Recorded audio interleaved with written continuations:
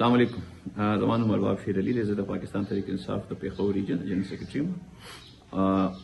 څنګه چې تاسو ټول ته پته زموږ تحریک انصاف ورکړو ته پته ده، انشاءالله اتوار په ورځ 19 اپریل باندې په مردان کې په ریلوے سټیشن ګراوند کې 3 بجې د پاکستان تحریک انصاف جلسه ده.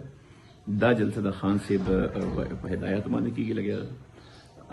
سانه زموږ ملګري دي، سانه زموږ ایم پی ایز دي، ایم این ایز دي، ورکران دي، عہدیداران دي، ټولو ته خواست دی چې په دې کې भरपूर شرکت وکړي، دې کې موبلایزیشن وکړي، دې کې چې سانه زیات خلک چې تاسو موبلایز کولی شي ځان راوستلی شي هغه هم راوکړي.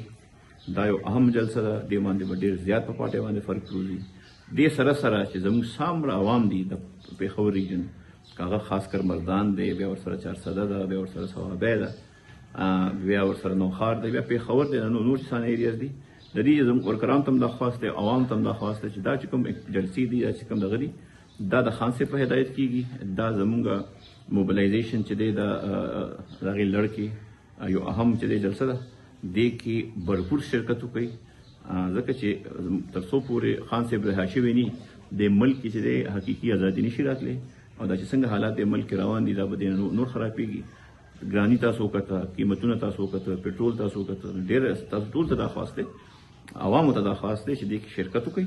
او حکومت ته دا چې کوم فارم 45 حکومت دی راوستلی حکومت دی دا میسج ورکړي چې موږ ستاسو د پالیسیانو هم خلاف یو، او چې څنګه کم طریقې سره تاسو راغلي موږ د دې خلاف یو.